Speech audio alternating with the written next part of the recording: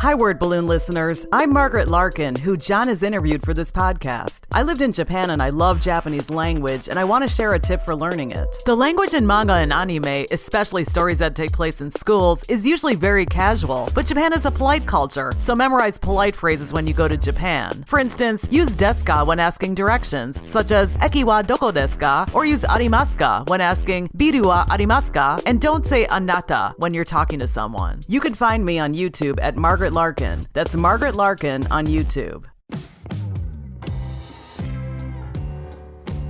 Welcome back to Word Balloon, the comic book conversation show. John Suntress here. 15 years ago, I had my first conversation with Marvel editor Tom Brevoort. I'm a big fan. The guy is one of the continuity keepers of Marvel. And what was Marvel like in 2009? This is a great snapshot of that period. Doctor Strange was no longer the Sorcerer Supreme because of the events of World War Hulk. And in fact, a couple weeks ago, I spoke to Greg Pak about that fine event. As a consequence, Dr. Voodoo became the Sorcerer Supreme. And what happened to Stephen Strange? Well, Mark Waid wrote a fantastic miniseries depicting that status quo of Doctor Strange. So we talk about that. We talk about a few other Marvel events. We talk about events and how they're handled at Marvel. Event after event after event, just like DC as well. Hell, they're both in the middle of big events right now, both companies. And so what was that 2009 perspective 15 years ago from a Tom Brevoort? You're going to hear about it. Really fun conversation. As I said, I look forward to seeing Tom when I see him at conventions and have a quick conversation with them. A really, really great guy and a fun talk here. Tom Brevoort on today's Word Balloon. It's been called one of the top 3 real Comic-Cons in the USA. August 16th through the 18th. Discover Terrificon as it returns to the Mohegan Sun Expo Center in Uncasville, Connecticut. Terrificon showrunner Mitch Halleck has assembled his biggest and best comic creator guest list to date. Jim Lee, Scotty Young, Mark Waid, Adam Hughes, Jason Aaron, Charles Soule, Scott Snyder, Greg Capullo, Brian Azzarello, alongside legends like Chris Claremont, Jerry Ordway, Howard Chaykin, Jose Luis Garcia Lopez, Louise and Walter Simonson, Klaus Janson, Lee Weeks, and dozens more. Terrificon also brings you the actors who have brought your favorite superheroes to life on the big and small screens. Michael Rooker, Charlie Cox, Star Trek actors Walter Koenig, Nana Visitor, Armin Shimmerman, Ethan Peck, Celia Rose Gooding, and many more. That's Terrificon, August 16th through the 18th. For information on tickets and guests, visit Terrificon.com. Word Balloon is brought to you by AlexRossArt.com. Alex is a good friend of the show, and I am honored that he aligns himself with Word Balloon, and good Lord, we all love his iconic art, whether it's for DC, Marvel, things like Monty Python, the Monkees, David Bowie, so many other great licensed things, the Beatles. If you go to AlexRossArt.com, you will find great value for your dollar, whether you can spring for something like original cover art or pages to lithos and posters, every price point you can imagine, you will find something and a beautiful image from AlexRossArt.com. Word Balloon is also presented by my listeners, the League of Word Balloon listeners. The help that I get via contributions from Patreon, patreon.com/wordballoon. You hear the entertainment that I provide from Word Balloon every day, that I do a new episode. I am very fortunate to have the great creators of comics and pop culture willing to come on and give you great entertainment. I hope you will consider making an actual cash contribution via Patreon, even $1 a month. But really, if Word Balloon is worth the price of a comic book a month to you, it would be greatly appreciated if you slide that extra money you would put on an issue of a comic book to Word Balloon via Patreon. Patreon.com/wordballoon. Thank you, League of Word Balloon listeners.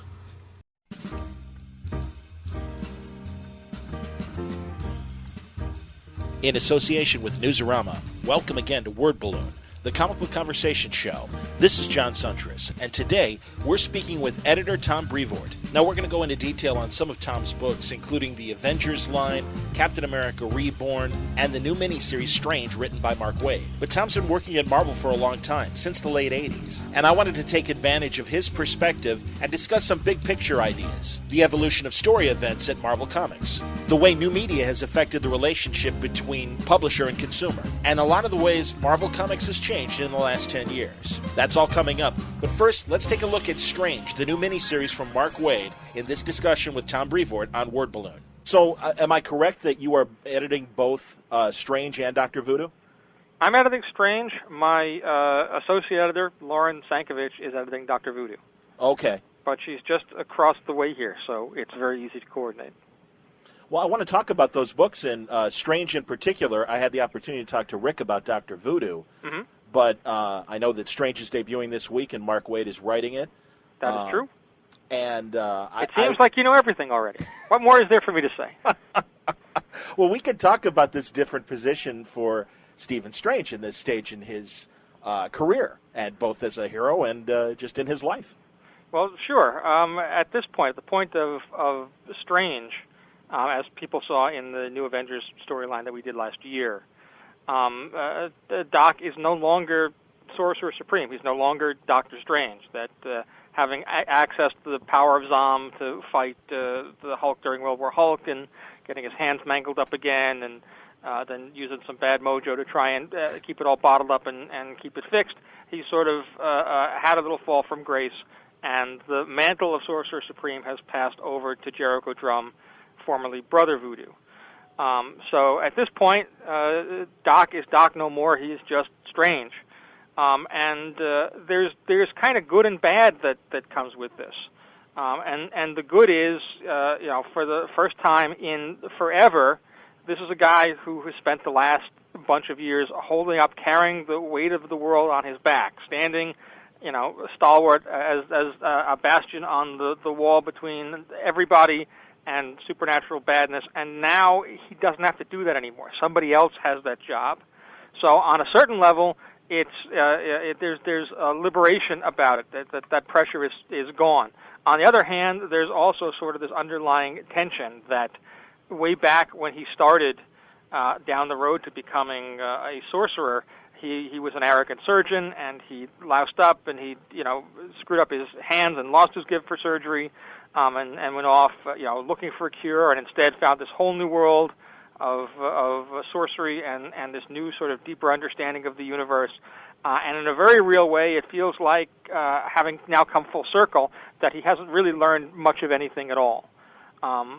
So he's on kind of a sabbatical and kind of a journey of self-discovery, moving around, using what talents he still possesses, and certainly his knowledge of the mystic arts and of all these supernatural hoodoo that's out there, but really I think sort of trying to figure out what's next, and at least on some days enjoying the fact that he doesn't have to worry about the nightmares and Dormammu's and Zoms of the world.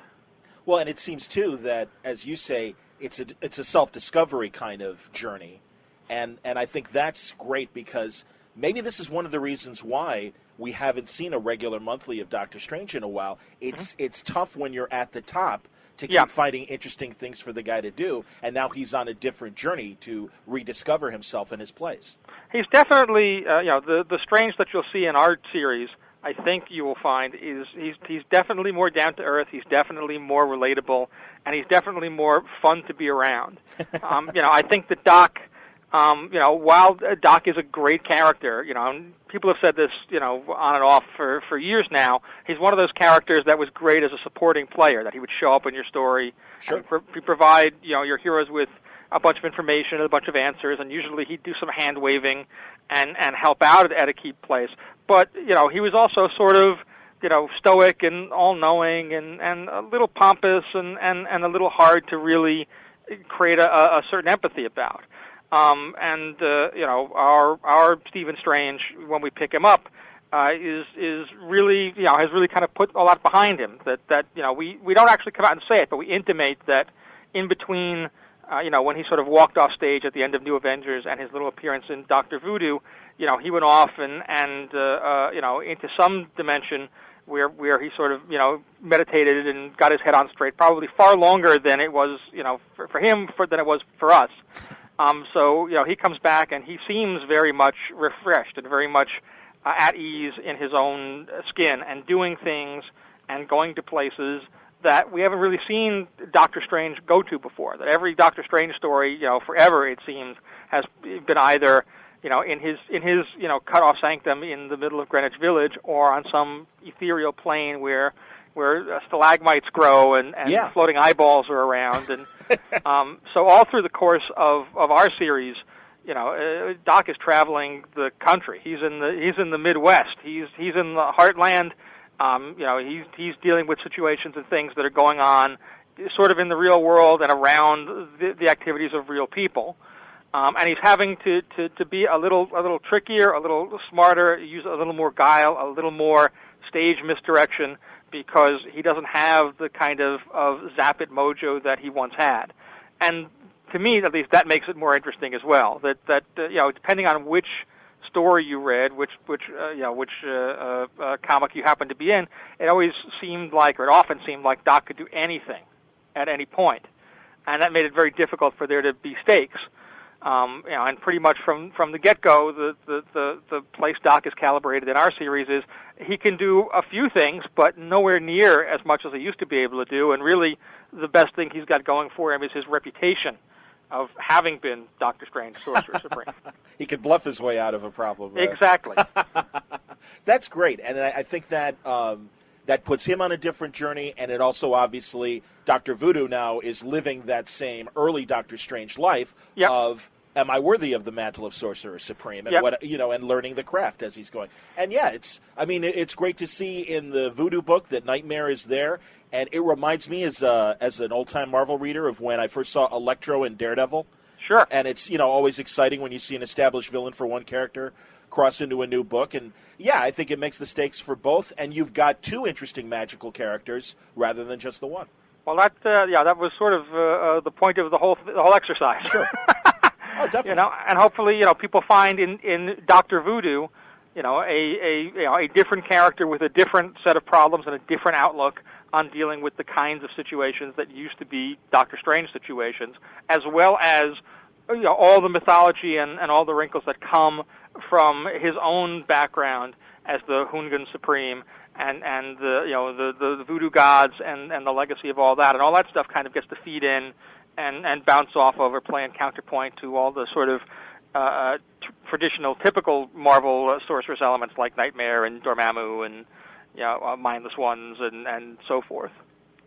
Taking a B character and putting him back, in his own book. You mentioned this earlier that a lot of people felt that maybe Doctor Strange would work best as a supporting character rather than, having his own book. There's several books like that are out now, Dr. Voodoo and Strange being two of them. Mm-hmm. Even Secret Warriors, I think, taking Nick Fury onto a new, set of rules and a new playing field.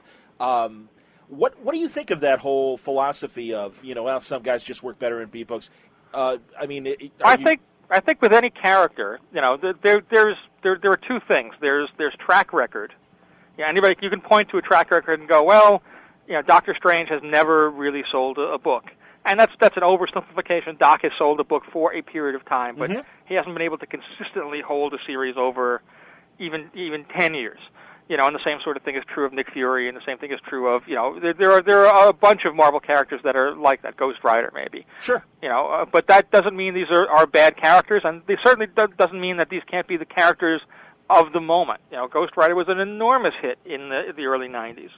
A character who only a few years earlier was kind of written off as, it's kind of a joke, it's a one-note thing. It came out of the 70s, it's goofy, it's kitschy. And the guys that put Ghost Rider together in the 90s found a way to tap into something that was essential about that character and make him really appealing to a whole new generation of readers.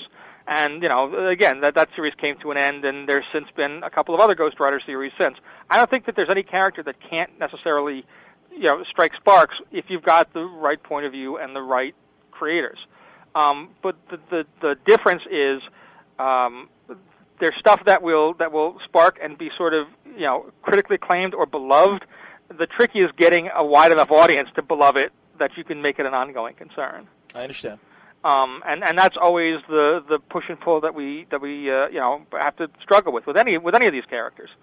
But particularly characters that have this sort of long history, like guys like Fury and Doctor Strange, and any of the real mainstays of the Marvel universe.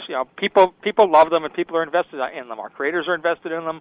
The readers are invested in them to one degree or another. And eventually, if you happen to do the right thing and put them in the right place and set them up, you can have a Spider-Woman series. You can have a Ms. Marvel series. You can have these things that and have them have some legs and go on for a significant amount of time, if not indefinitely, by just having the right creators who have the right take and just finding that place to kind of realign them in the Marvel universe and dig down to what it was that was unique and interesting about them in the first place, and find some new way to make that relevant today. Now, as someone who has been in the editorial chair and been part of Marvel for as long as you have, I'm curious about these last 10 years because so much has changed, and also it being kind of an anniversary year, the 70th anniversary, but also those 10 years, I think, since Joe and Bill Jemas first took over in the late 90s to where we are now with Joe running things as editor-in-chief. Sure.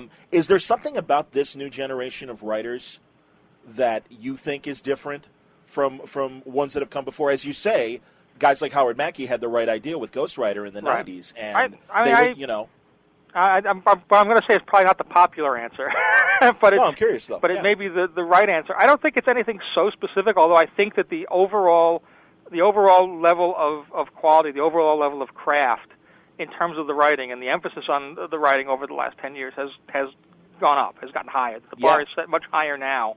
And the caliber of writers who've entered into the comics field, whether it's sort of as tourists doing a little project here and there because they're busy working on $1 million motion pictures, or people that just love it and will do extended runs and really kind of make their home at a Marvel or a place like this.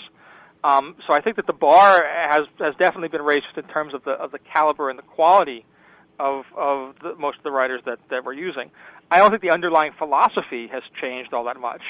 Again, you go back to the 90s or the 80s or whatnot, when you go back and you dust off and you try and find a way to find a new wrinkle in a character and a new take on an established classic that maybe had fallen off the path a little bit. It was very much the same sort of process. It's just today, because the bar has been raised and because we've cast our net wider and because comics as a medium have gained greater acceptance and been embraced by certainly Hollywood and big media. We're covered now. We're watched. We're seen as a vital part of pop culture. People are more likely, talented people are more likely to want to come and do some of what we do and play with some of these characters that they might have thought were forever cut off to them.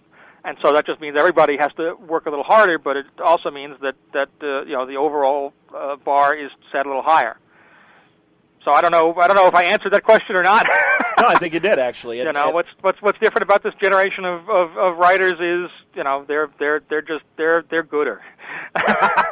Well, and I see a lot deeper characterization and questioning and answering the motivations of character more in the last 10 years, I would say, than previous years that I think we're just riding on the established thought of, we're just, giving you the best ideas of what, Stan, Jack, and company put out there first, and we're just kind of putting our spin on it. It was plot-driven more, I think, in those previous decades, and now it is more a re-examination of who is this character in the first place.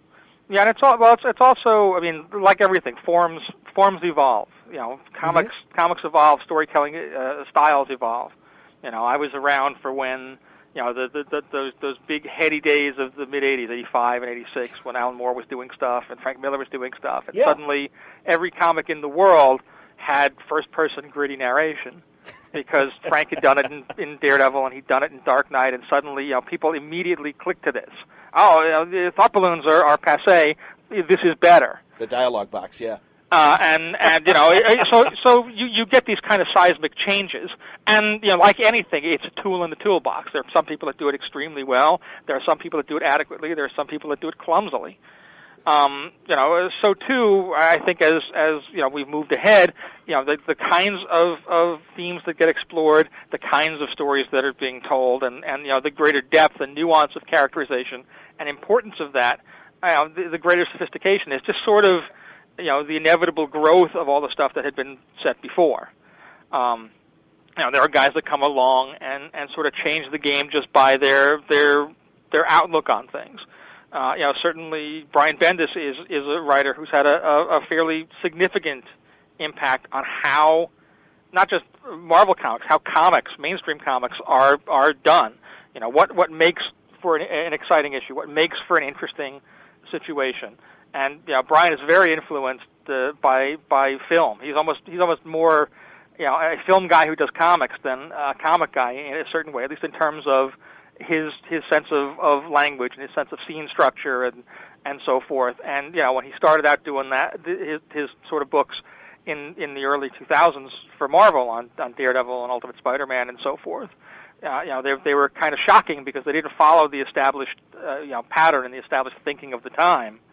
But that made them, fresh and interesting and novel in the way he would drill down and get into these characters, into these personalities, and really root around on them and apply, sort of, high-level screenwriting philosophy to what characters were doing. Where it's something as simple as the character would be saying something and would be thinking the opposite, and he would, Brian would find a way to convey that on the page, along with Mark Bagley and along with Alex Maleev and along with whomever else. Mm-hmm. But he approached it with that sort of a mentality, and to the point where now 10 years later, not to say that that's passé. That's just part and parcel of what people do, and you can look around and you can find half a dozen other guys whose comic book work is fairly directly influenced by what Brian had done, and who have adopted some of those philosophies and some of those thought processes to what they're doing. So again, I think it's all kind of the organic growth of comics. Somebody hits on something. Somebody finds another way to do things. There are guys that are have sort of picked up the baton that somebody like Warren Ellis lays down in terms of here's how I think about things. Here's the kinds of stories that I do. Here's how I approach them. Here's how I build a scene. Here's how I build a sequence. Here's how I pace a comic book. And other people who really respond to that and enjoy that, up and coming writers, sort of absorb it and adopt it into their own philosophy and then move it forward by combining it with their own other influences and whatever other creativity they have within themselves. And so, you're kind of always sort of pushing the ball forward. And then, in a larger sense, Brian reads the Warren Ellis comics and goes, wow, I really love the way he sets this up and paces this out and gives you this big bang here, and I want to try and do some of that. And Warren reads a Bendis comic and goes, I like the way he was able to pace this in what seems to be more leisurely in terms of it's a conversation that goes on for 8 pages, but the conversation has enough crackle and enough up and down and build that it works as a tense scene. I want to do more of that. And so this all kind of feeds back in and among itself, among all the better guys, so that, hopefully you're kind of distilling the best aspects and attributes and elements of everybody. Again, I don't know if I answered any of these questions, but no, I hear you. It at least sounded sensible. Well, I want your point of view. This is good, and I want to know what you think of all these things, because you're really in the seat. You're at the intersection of a lot of these different writers, both when you're just in your editorial role and also sitting in the retreats that you guys have been having. Sure. How much does that come through in the retreats where you really see? I mean, I know that, and in reading some recent articles of yours in the last few months, you've talked about how a lot of the beats of Civil War and Avengers Disassembled came from retreats, and, maybe Mark Miller, saying something that was driving him nuts at the time about the Avengers, him and Brian going to dinner and coming back the next day at the retreat with a whole idea that became Avengers Disassembled, or at least some of the beats of that. Yep. How much of that happens really in the retreat, and how much do you see, it organically happening like that? It's both, and it's difficult to distill it down to an actual percentage.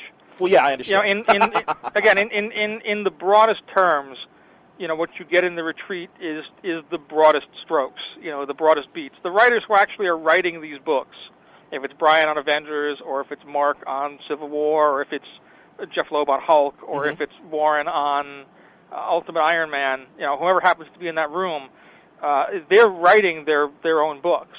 But in terms of sitting down and discussing these stories and dissecting them and throwing ideas around and coming up with new ideas and coming up with better ideas, a lot of broad strokes and a lot of broad beats, do kind of get hammered out. Again, particularly when you're talking about larger events like Civil War that impact on so many books and impact on the Marvel Universe as a whole. There's a lot more back and forth than there would be if you were just writing a Spider-Man story where Spider-Man fights Doc Ock. I mean, certainly everybody in that room might have an opinion about it and say, well, you should give Doc Ock 6 arms, or he should have contact lenses now because glasses are passé, or he really needs to grow a mustache. Everybody might have their own particular thing and argue vociferously for why that's good, or argue vociferously why the opposite is bad or doesn't make sense or could be better. I don't understand this whole mustache thing.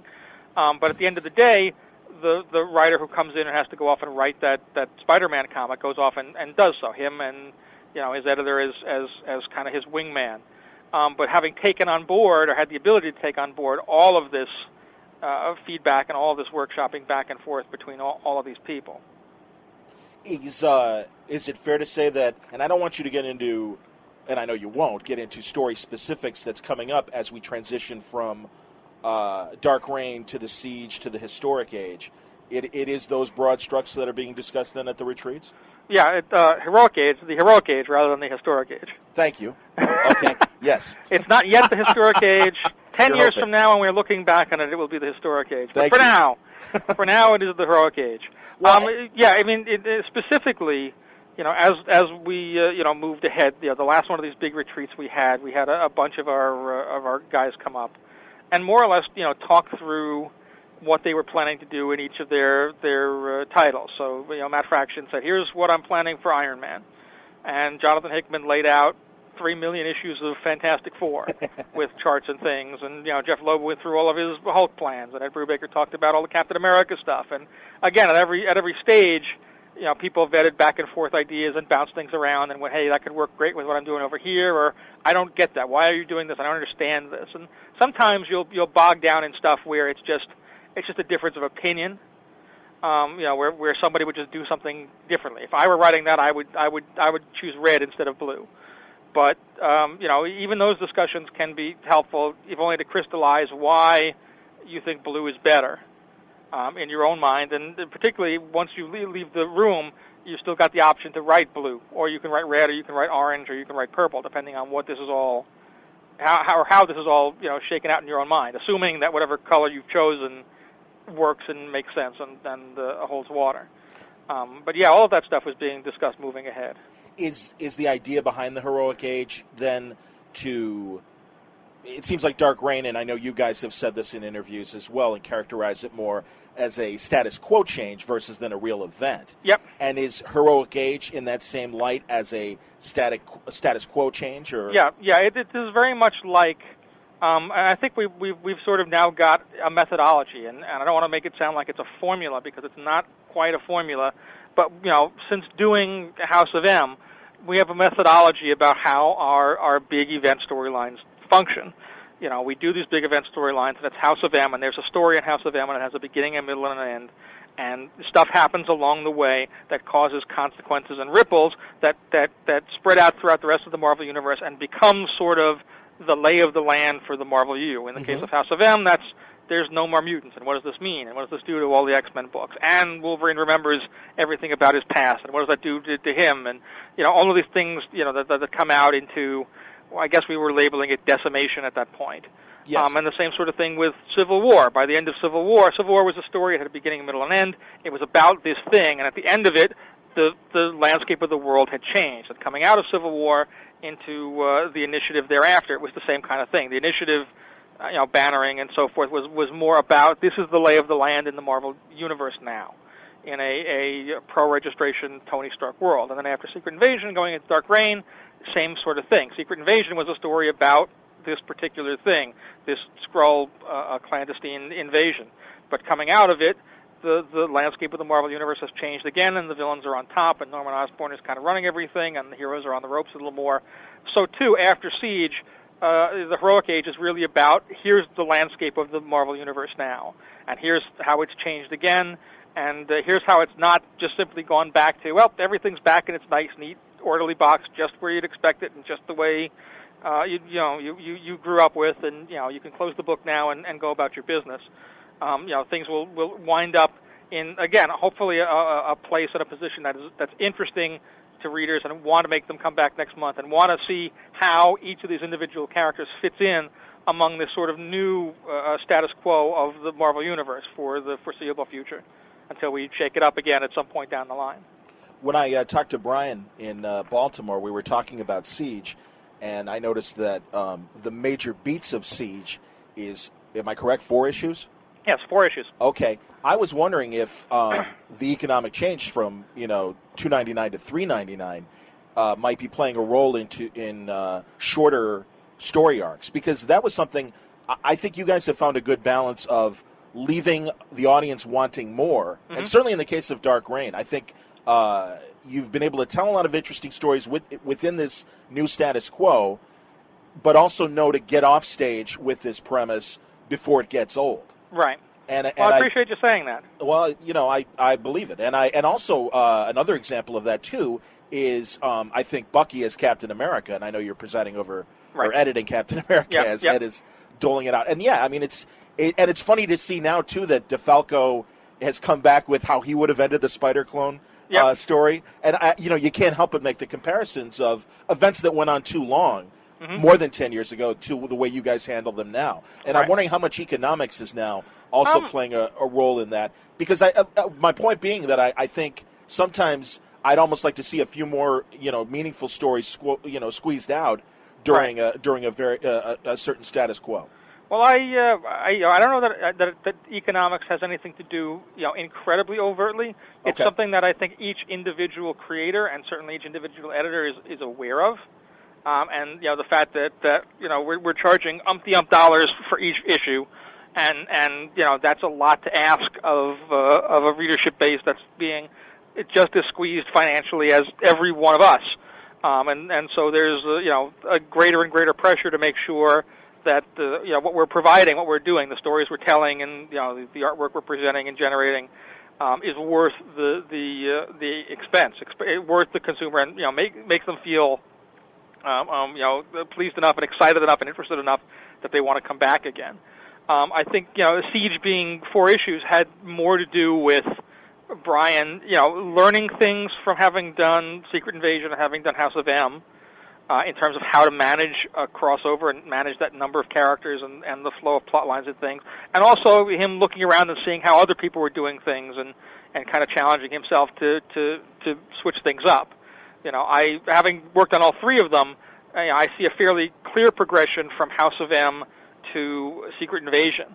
That there were some very specific lessons that Brian sort of took away from having done House of M, where after the fact, at retreats or just in conversations or whatnot, we would talk about how that all came together and how what we might have done differently, or might have been able to tighten things up here and there, or might have let some more thread out in another area to give another moment room to breathe. So I think in terms of Siege being that compact, it's not really motivated solely by economics, but by the kind of story that it is and the lessons that we've picked up from the past. But I'd be lying if I said there wasn't some amount of an economic rationale for that, because this is the world around us. This is what we're reacting to 24/7. Are you in charge of the list books? I oversaw the I didn't edit every single one. The individual editors of the titles involved did. Sure. Okay. But I sort of took point and oversaw them in that I'm the Avengers guy, and by extension the Dark Reign guy, and I'm the Siege guy. So I oversaw the whole of the line, but each individual book within that. Wolverine, the list was edited by Axel, and the Punisher was edited by Axel, and the Spider-Man's being edited by Steve Wacker, and Hulk was edited by Mark Panisha. I directly edited the Avengers one and the Secret Warriors one, but then I kept an eye on all 8 of them. Okay. Well, I was going to say I thought that those were interesting on the other side of the coin, because I think as one-shots, those were some of the more effective one-shots that I think I've seen in a long time. Well, thank you. Where, yeah, well, honestly, and I would say same thing to Wachter about the Spider-Man 600, and certainly Axel specifically on his books that he oversaw as far as the list books go, because they were. I think that's been an interesting problem as well from an economic standpoint. And it's funny now because I think for years comic fans wanted a one-shot that meant something. Yeah. And that really felt like a satisfying story. Yep. And I think it's, again, there's been a progression to telling a modern story in 22 pages and having it be effective. I think some of the what-ifs, frankly, from a couple of years ago were just not as strong as those what-if, individual issues were, certainly during the original run when maybe it was 32 pages of story. Yep. But, yeah, it just seemed like... well, what if in particular is a tough nut to crack in 22 pages? Because quite often you're dealing with situations that played themselves out over, even if it was 6 issues of a monthly comic. And in a lot of cases it's more like 12, a year's worth of stuff, and usually with 1 million characters. You almost forced to shorthand your storytelling in What If because there's just so much to get in. That's one of the reasons why back in the 70s them doing What If as a double-sized book was really advantageous. It gave them a lot more pages to play on. And build decent characterization and build some decent character conflicts, and not just kind of have to gloss over and bare bones a lot of stuff because you just don't have the space for it. The interesting thing about what you're saying, though, too, to me is I see feedback and I read stuff from all sorts of people. People that send emails in, and people that post reviews and are on message boards sure. and chats and so forth, and the commonality among them all is that there is no real commonality. That every one of them individually wants the thing that they want, and within a great enough number of them, you can sort of get a larger consensus for here's the state of the marketplace. But particularly when it comes to crossovers, there are 2 or 3 very distinctive camps, and they're all vocal. And they're all really hardline. And I've heard from every single one of them doing Secret Invasion and doing Civil War and doing House of M, and I'm ready to hear from them again during Siege because and none of them are wrong. It's just what they want from their comic book reading experience. Sure. There is the core group that wants to be able to read the main book. I want to read Siege, or I want to read Secret Invasion. Let's do Secret Invasion because at least it was that's done, and I don't need to dance around plot points or anything. Yeah. I want to read Secret Invasion, and I want to read those 8 issues and feel like I got the entire story. And here you are doing issues of Avengers or issues of Spider-Man or issues of whatever that I feel are important. Why wasn't that in Secret Invasion? And on the other hand, you've got people who I'm buying every tie-in book, or I'm buying a lot of them because I naturally read Avengers and I naturally read Spider-Man, I naturally read Thor or whatever, and suddenly you've got all this stuff spilling over from this other book that I don't care as much about, and why isn't it in the main book, and why is this depending on who you are, what your buying habits are, what your particular position is. I have fans who are railing, oh my God, is Siege going to boil over into Captain America because has been able to do such a great job on Captain America and not get tangled up in all this other right, stuff. Don't stop the story, sure. And then there's the other people that are like, when is Captain America going to get involved in Siege and all this stuff? It seems like every time you do a big story, there's never any consequence in Captain. All the Captain America stuff is in the main book, and why? Hilarious. So it's it's always a balancing act. Figuring out with the creators what's the best and smartest way, what stories we have to tell and what opportunities there are to tell these stories and where to tell them most effectively, backwards and forwards. And quite frankly, a lot of this is economically based on the part of the fans. Everybody that's buying stuff, one doesn't want to feel like I got to buy more stuff. I feel I want to be able to get what I want out of whatever I'm buying, and I want every purchase to feel like it mattered. I got something of consequence out of it. And unfortunately or fortunately, there is no one right answer. We could pick any particular path, and we try very hard.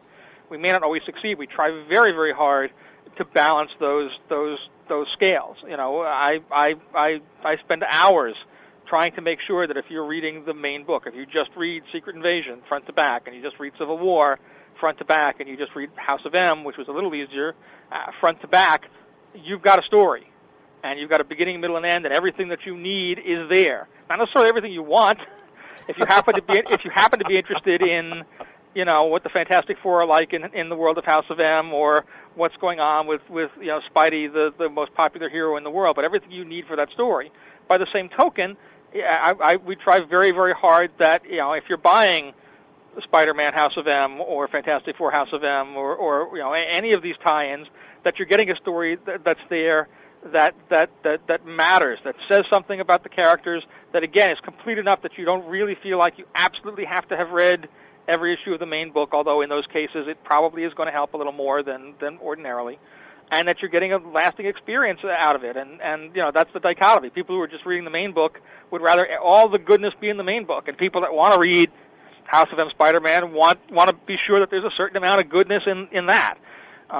So that's that's just the back and forth of it all. I can appreciate that, and it was the one negative critique I had, and a small one to Brian about Secret Invasion. I thought the epilogues that were in Mighty Avengers and New Avengers were still part of the big story, and I had hoped that when it was collected, that those last two issues, because I thought the emotional end of Secret Invasion was carried in those two issues more so than in the main book. Right. And that you needed those kind of moments of, Hank at Jan's funeral, really, breaking down and telling Tony, fuck you. And also Bucky in New Avengers saying, I know you people feel like you have nowhere to go. You're Steve's team. You're my team. You can be here. And it really had that kind of, emotional ending, I guess, that I didn't see in Secret Invasion. But again, personal taste. Like I told Brian, he didn't shoot my dog.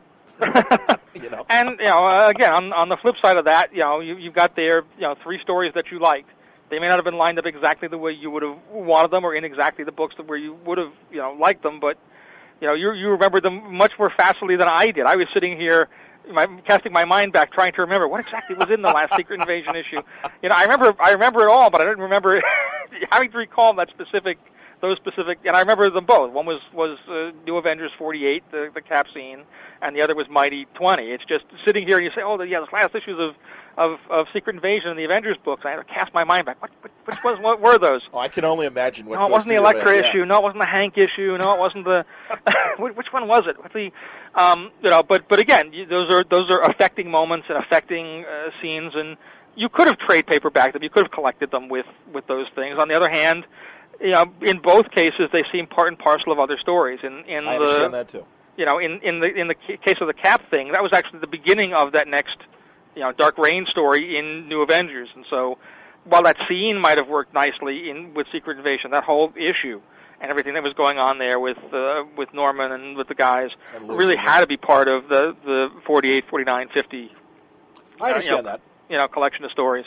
And it's the same kind of thing with the Mighty Avengers issue, that it was really the capstone to all of the Secret Invasion tie-ins during Mighty Avengers, and so it kind of sat better with that.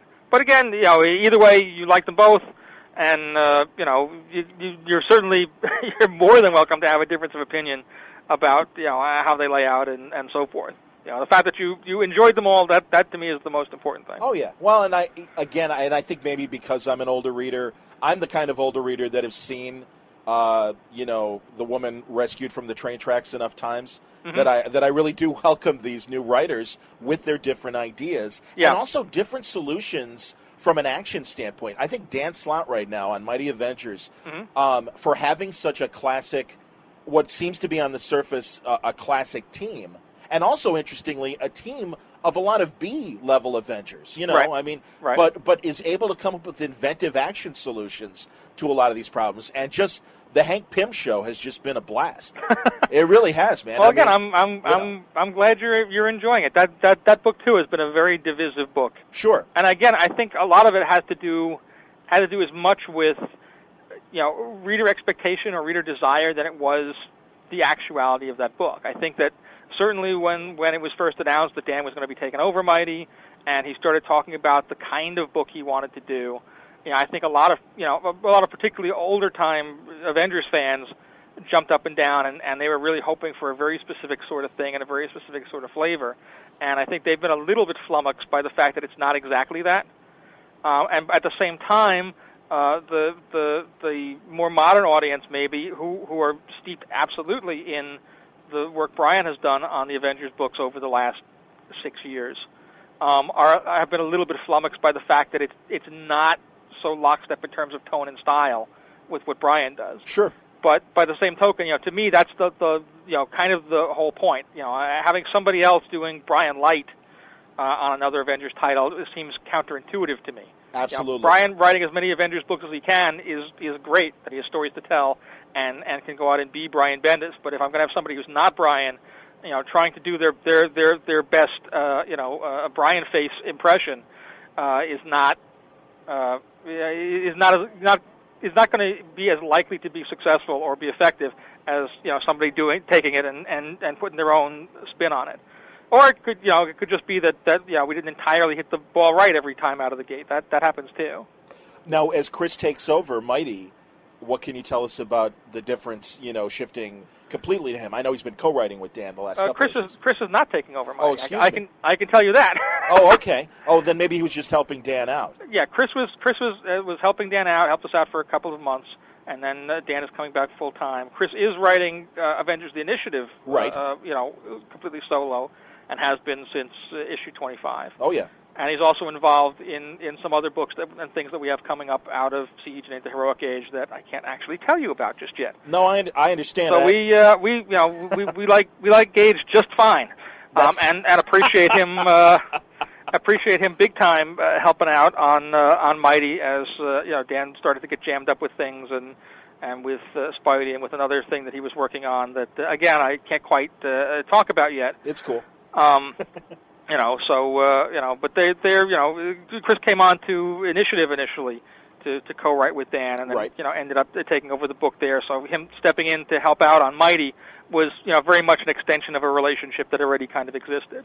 Avengers seems to be taking that X-Men on the surface path of all these different Avenger-style books, but as you say, they each have different characteristics, and it isn't all just, in this case, Bendis light, and that you're following the same game plan for all of them. Chris is very different from Brian, yep. And obviously Dan is very different from Brian and Chris as well. Right.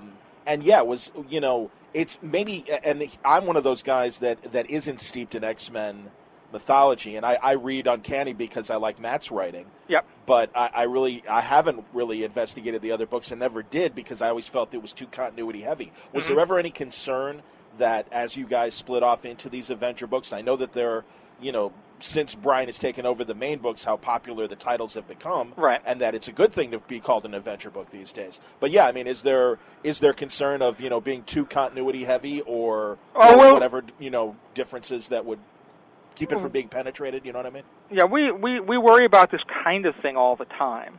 Particularly Brian, who more than anybody is very concerned about overstretching. The Avengers name and what that means, and just using it as a cheap cover to sell a bunch of unrelated comics. To me, it's it all goes back to the same sort of central thinking that I use about any series that I launch, Avengers or otherwise. Which basically boils down to what does this book do in the Marvel publishing line that no other book does? What ground does it stand on that is uniquely its own? If it's just another Avengers book. Is there enough of a reason for it to be there? And if the answer is no, or the answer seems like it's no, or enough people say no, then we don't do it. We certainly have expanded the number of Avengers titles over the last couple of years from 1 to, I guess we're up to about 4 now. And we've done so sort of slowly and deliberately, almost in every case, coinciding with a seismic shift in the Marvel Universe. Yes. That when we launched Mighty, it was on the heels of Civil War. Right. And at that point, whereas I'd resisted that sort of temptation for the longest time, it made a great deal of sense because what you essentially ended up with is more or less Tony's team and more or less Cap's team, even though Cap was dead. Sure. And that made a lot of sense at that point. It also made a lot of sense to do the Initiative because Mark had set up all this structure in Civil War and paying off on it and building on that and bringing in some new characters and bringing back some old favorites also seemed like a good use of time. And then when we got to the end of Secret Invasion and planning Dark Reign, it made a lot of sense to do Dark Avengers. And there was enough interest and enough support and enough whatever for Mighty that it made more sense to just continue to move ahead with that and find a way to make that different and make that special, and keep it around. But we worry about that all the time. Sure. And I certainly don't want to just be generating Avengers book after Avengers book after Avengers book. In the same way that I'm a lunatic pit bull, as some people around here will tell you, with tie-in issues and making sure that we don't have meaningless tie-ins to whatever the crossover of the day may be. Yes. You've got to convince me that what you're going to do in this book is worth having my banner on, because I don't want any banners on any books ever. Well, if I may, or it seems like to some people, in the same sort of way, I don't want to put out Avengers books that I don't think are worthwhile. There's always the balance of what does the audience want, what does the market want, and right this moment, people seem to like what's going on in the world of the Avengers. So again, it's striking a balance and not just doing a bunch of books because you can, but having something to say, having a point of view, having characters that you can progress forward and put into interesting places and interesting scenarios, and having some kind of core concept that's a little different from everything else. Well, and I think that shows through too on what Jonathan Hickman's been able to do with the Fantastic Four. I think that Dark Reign miniseries was a great story on its own, and then of course set up his first arc. Yep. In FF, and great going, man. I mean, I've said this to John as well, but really, it does make it easier when you've got John, Dale Eaglesham, Paul Mounts all together working as well. Absolutely. Well, again, all real kudos go to those guys.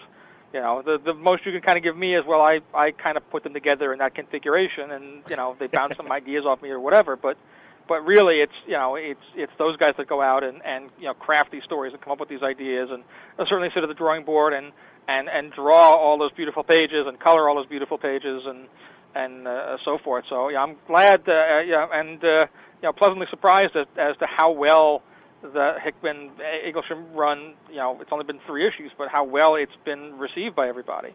It seems to be a lot of people are talking about FF. A lot more people seem to be talking about FF than had been a year ago. Absolutely. Well, and I can appreciate that. And you've had good people working on the book. I mean, that's the thing. I think every intention has been to make a good FF book in the last few years. Sure. And certainly, when you look at the guys like Dwayne McDuffie and Straczynski and the people that have been writing, and certainly Mark's run that just wrapped up. I mean, that's the thing. And I really enjoyed Mark's story in particular as well before Jonathan took over. But yeah, Jonathan is another new writer that is bringing a very interesting energy and big idea, a lot of big ideas to his stories. And can you talk about that as I know he won that Marvel Talent. Did he win a Marvel or was it a CBR Talent thing? I can't even remember what. I think it was a CBR Talent thing. Well, how did you become aware of him? I became aware of him because, I sort of knew who he was out in the world from Nightly News and Certainly. Pax Romana and so forth, but I hadn't really had any contact with him. I hadn't been following him. I'd never talked to him or whatnot. And there was a point as we were starting to get to the middle point of Secret Invasion, where Brian was going to be writing a number of books that spun out of it. He was going to be doing Dark Avengers and staying on New Avengers, obviously, and he was going to be doing Spider-Woman, and he was going to be doing Secret Warriors, and we kind of looked at this and went, Brian, you can't do this much. Something has got to give. And it was Brian who came back and said, well, how about this? What if I've been liking the stuff that John Hickman's been doing. I don't know him all that well, but I've been really loving what he's doing. What if we co-wrote Secret Warriors? And then he could do that and get his foot in the Marvel door and kind of establish himself.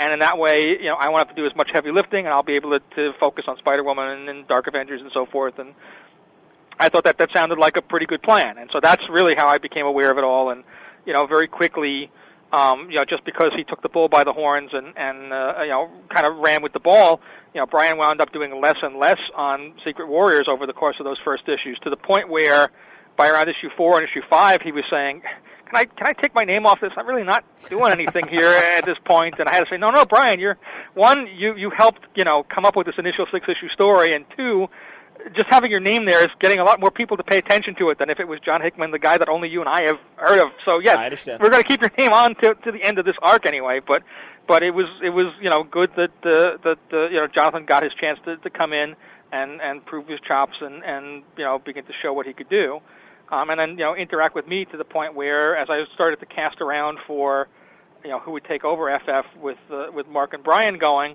I gravitated towards him.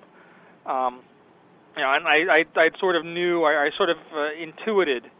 I don't think it was a really conscious decision at the time, not so calculated, but over the years I'd gone to very established people to do FF. That there was always a sort of a benchmark, always sort of a bar. It was always somebody that was JMS and Dwayne and Mark and yes. I felt just again sort of an instinctive desire to go to or towards a younger writer, not necessarily a less experienced writer, but a younger writer who'd have a slightly different perspective and could bring something new and something unique to the series. And I spoke to him about it, and he was never a big FF guy. He was never a huge FF reader, and so he did what Jonathan Hickman does. He went out and read about 5,000 FF comics. I think he got the run on DVD that we put out a couple of years back. Oh, sure.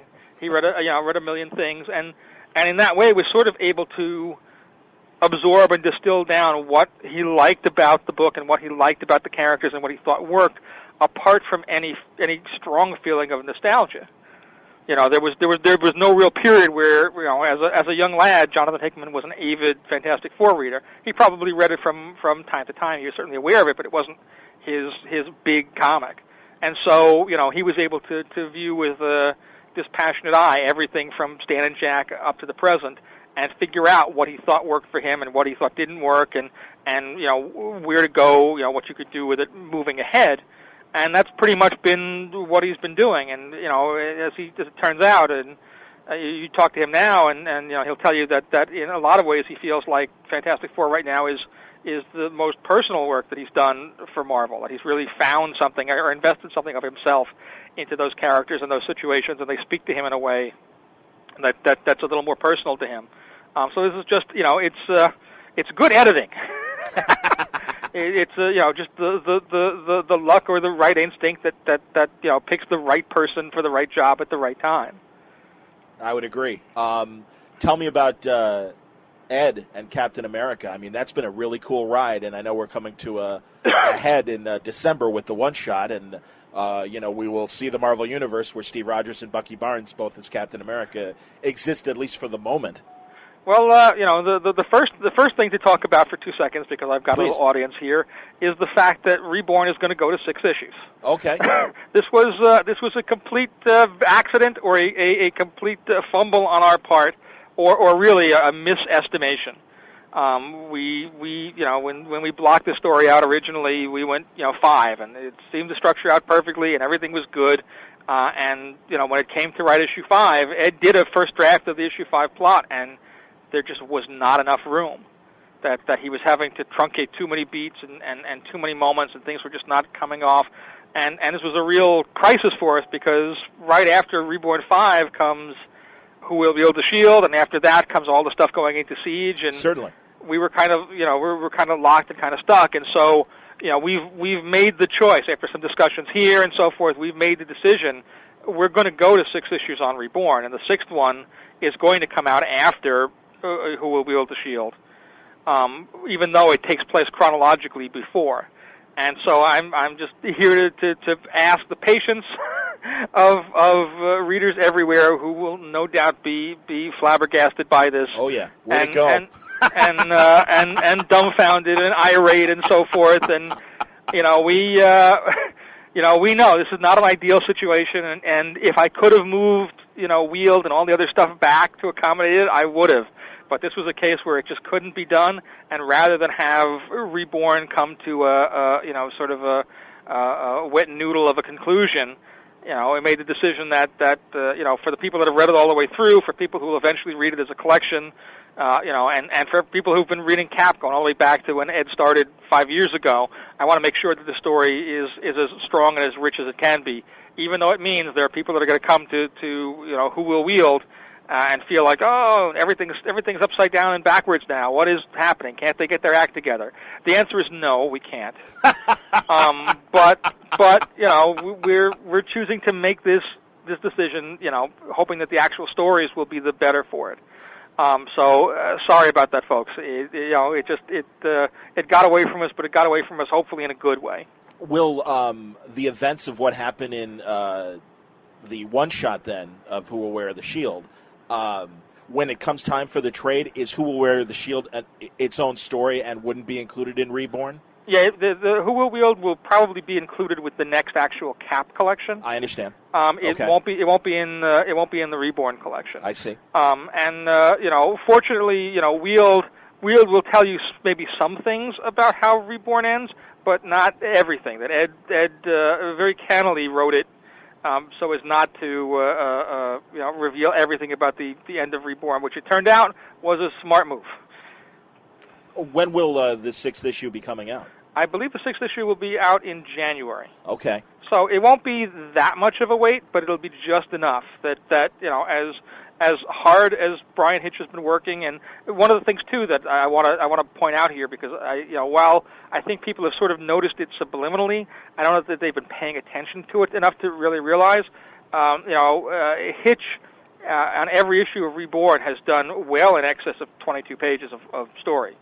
The shortest issue of Reborn so far has been 28 pages long. Wow, I hadn't realized that. That's great. And the one that we just shipped, issue 4, I believe, is something like 31. So he's been going all out, and he's been working like a demon. He and then Butch Geis along with him. Yeah. To really make this an expansive roller coaster ride, and the real reality of it was he couldn't even he could not do 48 pages or 56 pages or whatnot in the time we had. Again, Reborn 5 will be another more than 22-page issue. Right now, we're it'll probably be in the neighborhood of 28, and then Reborn 6 again, another 28, and by the time we wrap it all up, maybe 31 again. So these are larger than normal, and consequently, they take a little more time. Sure. But yeah, like I say, I don't think that anybody really realizes that for the cover price they're paying, they're actually getting a substantive amount of additional material there.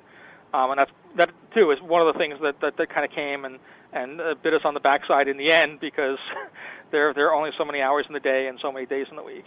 Well, I saw your blog, and you talked about the price of a $3.99 book and what is put in to increase the value of it and how it is interpreted by the audience sometimes. Yep. I can appreciate that, and I think the same question goes through readers' minds both negatively and positively. And also, I was reading the comments, and in some of them I kind of agreed, where you said that when you include an interview and things, you are adding content to it, but it's funny, the interpretations of what people have for those extra pages. Again, as I've been watching the responses and thinking about this stuff, I find it fascinating. I genuinely do, and to me it says something more or as much about human nature and human psychology as it does about pure economics.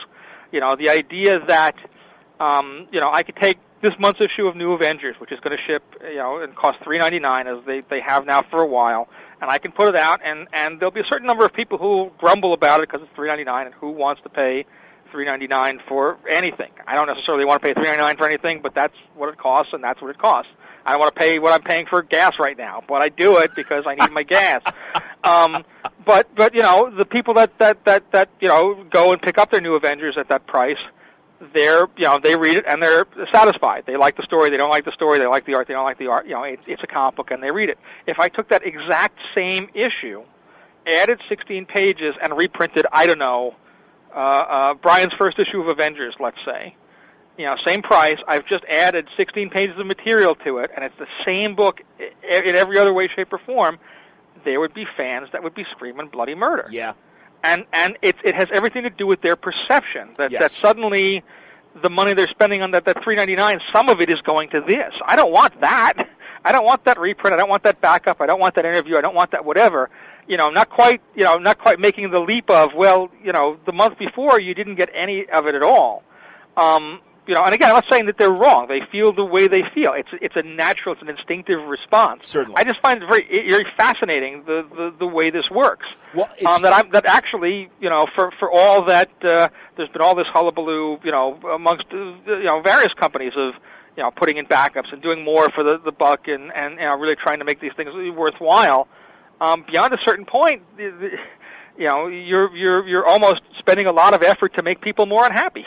Well, but if anything, though, I can understand that, and I can understand the frustration for that as well. But it kind of speaks to a bigger issue, or at least a change in the relationship between the audience and the content providers in all media. Because I heard even Leo Laporte talking about this, just talking about media in general last night in a panel that he did in a conference, and how and I'm sure you can appreciate this too, because going from that exclusive letters to the editor, letter page communication, to the world we're in today of blogs and websites, I can even say specifically that an interview at the back of an issue of a Marvel comic, just the way my mind works, it's like, well, something, I read and listen to podcasts of more in-depth interviews on a regular basis. So, yeah, it does kind of feel like fluff coming from Marvel itself, rather than being something, really penetrating. And then again, hey, I can even point to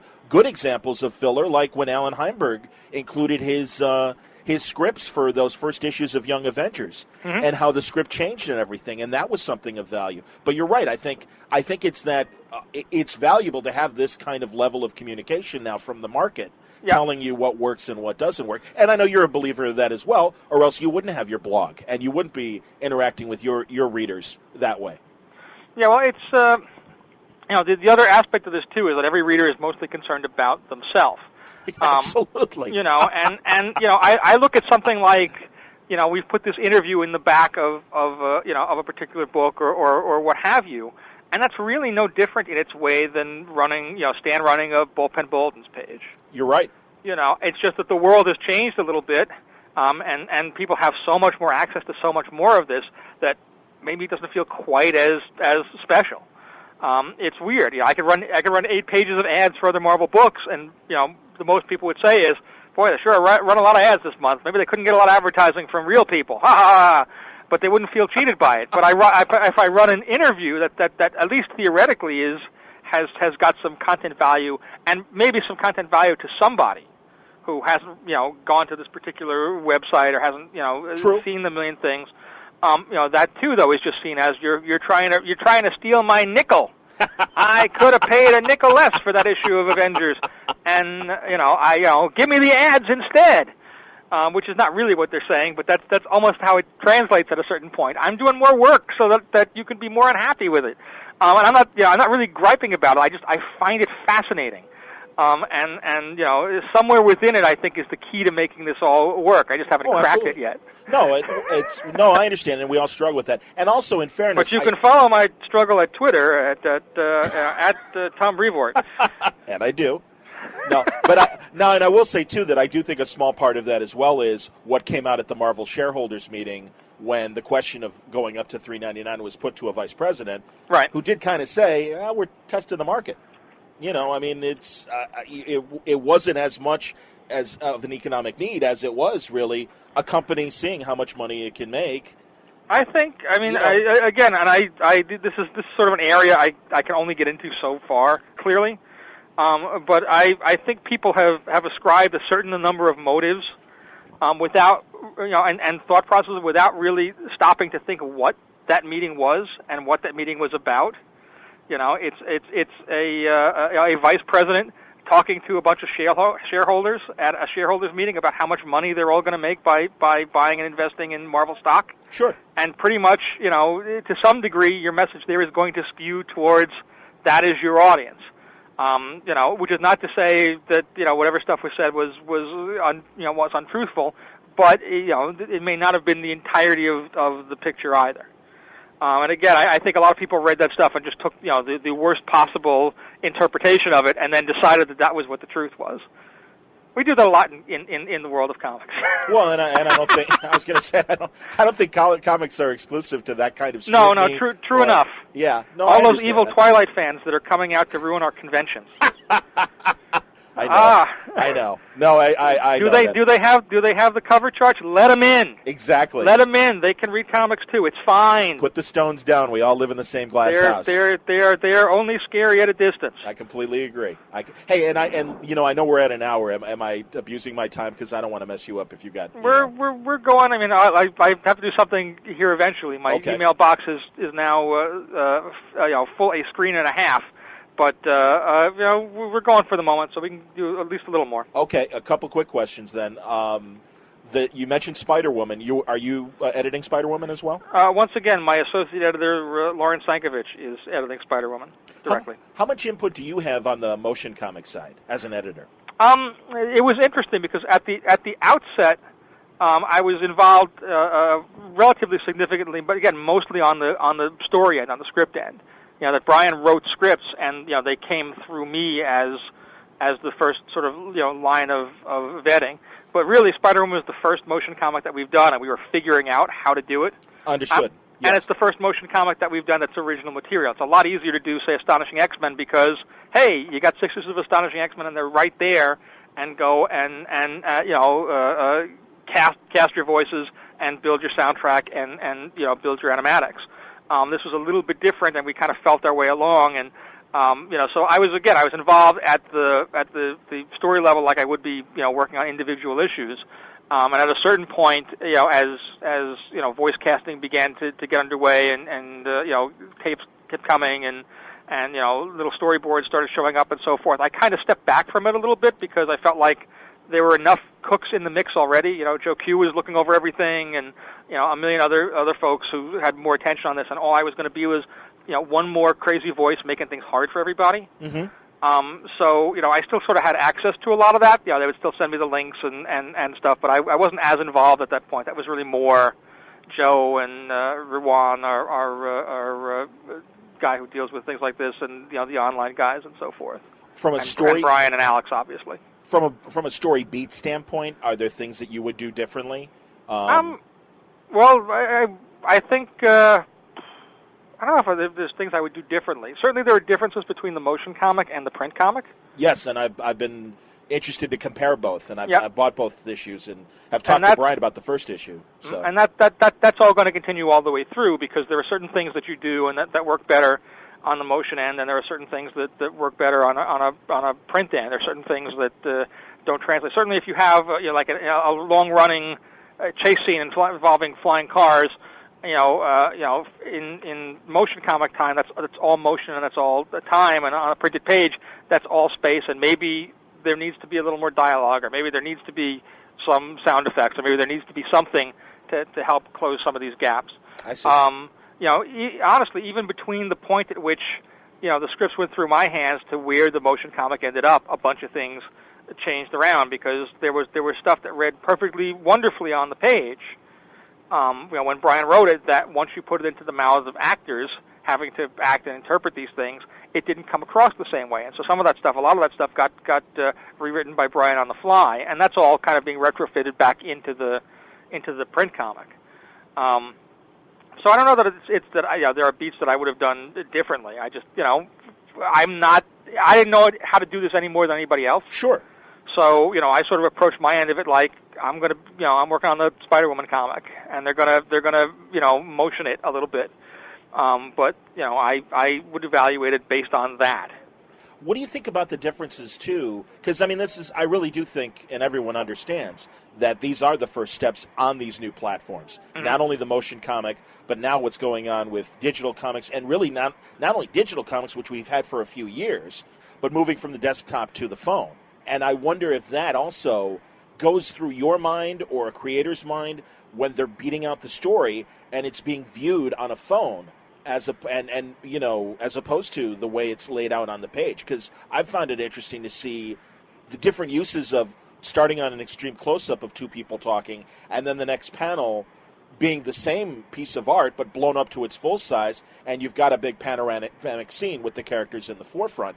The way that story's been told is changing visually using, the one piece of art. Well, again, it's definitely going to have an effect and an impact in the same sort of way, the stuff we were talking about 40 minutes ago about Brian writes a bunch of stories this way and other people react to them. We're figuring this all out, just like Yeah. everybody else. We're seeing what works and what doesn't, and what works better and what works worse. And it's going to take a little bit of trial and error to figure out how to make these new environments, work to their peak capacity. We've got a bunch of ideas for a bunch of different things that we're going to be trying, in projects in different places, for the next couple of months. And hopefully, any number of them will hit and be wildly successful, and we'll go, that's the way you do it. Sure. Got it. Figured it out. Yay. Let's do more of that. And as we're moving there, certainly, there will be a reverse back into what goes on in terms of print and how the print books are paced and laid out and so forth. But exactly what form that's going to take, it's kind of too early to tell. There absolutely will be an effect. There can't help it be. Sure. Well, it's going to be interesting getting to those solutions, Tom. And as I wrap up, I'll let you know that I'm glad guys like you are at Marvel, because you clearly have that, being there as long as you have, you've got that perception of what's worked in the past, and you also are very open to the new ideas that a lot of these new creators are bringing. It still feels like Marvel, but it is putting a different spin on Marvel characters that maybe we haven't seen before. Well, thank you. I'm glad that comes across somehow, some way. Well, I can hear it from the writers that I talk to that report to you, so they I know they enjoy working with you as well. They've all been well paid. There you go. Well, nice going. So continued success, and looking forward to the changes as they come. And I hope we can talk again and talk Absolutely. about, when the new status quo is established, we'll check in and see how things are going. Yeah, just give a shout. I'd be happy to do it again. Interesting discussion with Tom Brevoort. That'll do it for this edition of Word Balloon. Thanks a lot for listening.